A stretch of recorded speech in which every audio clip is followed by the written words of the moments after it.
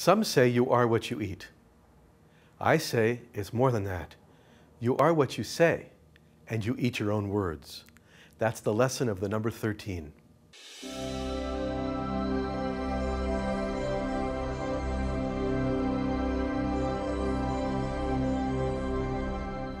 13 is not a superstitious number. There's no ritual or magic or mysticism around it. But it is one of the most important and one of the most difficult lessons that we all face. 13 is the power of your word, the power of the word. Now, there are many things to say about this, so I'm going to start with a story. It's really a test. Imagine it. Friend A and friend B, they're really good friends. They go everywhere together. In fact, one night they go to the movies. They come back, they're having a wonderful time. They say goodbye to each other. Friend A goes to his home. Friend B crosses the street. Right across the street, he's a neighbor, goes to his home. Friend A, in the middle of the night, his mother dies. It's very sudden and no one knows. Now, the next morning, as friend A and friend B cross the street to accomplish their respective errands for the day, they bump into each other.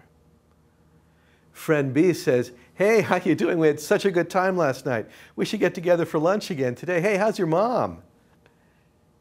Friend A, whose mother had died in the night, feels like someone just stabbed him in the back. And you know, for a moment, kind of hates his friend for bringing it up. And then in an instant, feels bad for hating his friend because his friend didn't know. It's a complex array of emotional layers that happens almost instantly.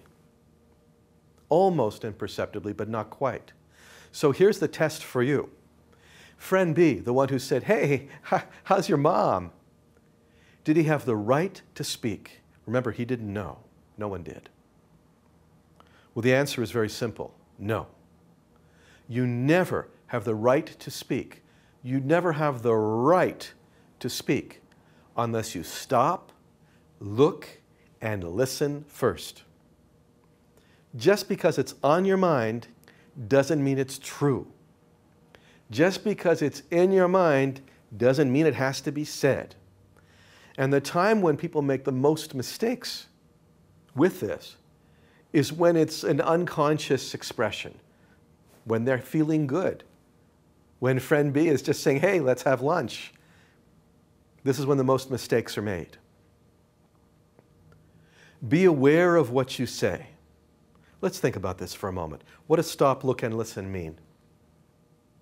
When you're teaching a child to cross the street, one of the first things we do is say, stop, look, and listen. It makes perfect sense. But children are not stupid. Even a very young child can look at a street, see a car coming, and go, "I don't think I should cross the street. There's a car coming." They don't need to be taught that. So why do we repeat it? Why do we instill that in children? Well, the reason for that is that when a child is excited, they may become unconscious and forget. When a ball runs in the street, they may forget.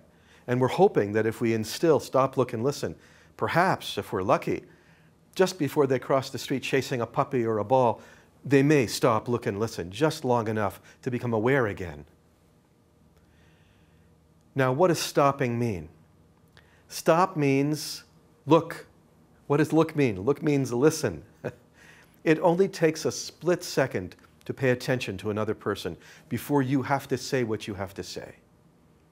Much of the time when we speak, we're speaking for release. We want to get it out. That's not the purpose of communication. And this is the lesson of number 13. The purpose of communication is to elevate. It's not an exchange. The purpose of communication is to express a virtue, a value, or a quality, perhaps kindness. Something has to penetrate. And for this, you have to be aware. There is an old expression, God lives on the tip of your tongue. Well, you can call it what you like, but on the tip of your tongue are your words. When you speak, think that there's a microphone right on the tip of your tongue. It should never be unconscious. What you say will come back to you. You are what you say. You eat your own words. When you're interacting with another person, the kindest thing to do is to pay attention first and then speak. If you have to release what you have to say, you're not paying attention to the other person. And you may do what friend B is doing all day long. I didn't know. I didn't know. How did I know? I wouldn't know. Well, you should know. Pay attention. Now, these are the lessons of the number 13. The power of your word. When 13 is working and you're learning it, you may be aware of unkindness. You may be aware of judgment. You may be aware of deceit and betrayal. You may experience it. This is all part of the lesson. Because the more you practice this, the more you understand it, the more you pay attention to this, the more you will have what is called a sid, or a power. The power of the word is such that when you master it, what you say happens. This is not a small thing. In a positive light or expression, when what you say happens, it's called a blessing. When it's negative, it's called a curse. It means that what you say shall happen. When it's positive and it's mastered by you, this power of your word, it shall be. That's the power of it. If it's negative, it'll work against you, but it still has that impact. To learn and master the power of your word takes some time. It takes attention. It takes some training. It takes you making that decision. So here's the rule. You cannot lie, cheat, steal, nag, exaggerate, judge, react, or complain. These are all misuses, abuses, and wastes of the power of your word. Instead, stop, look, and listen. Remember, what's on the tip of your tongue is a microphone. Just because it's in your mind doesn't mean you have to say it. Wait. Intuition is fast, it's quick. Trust it, use it, develop it. The number 13, the power of your word.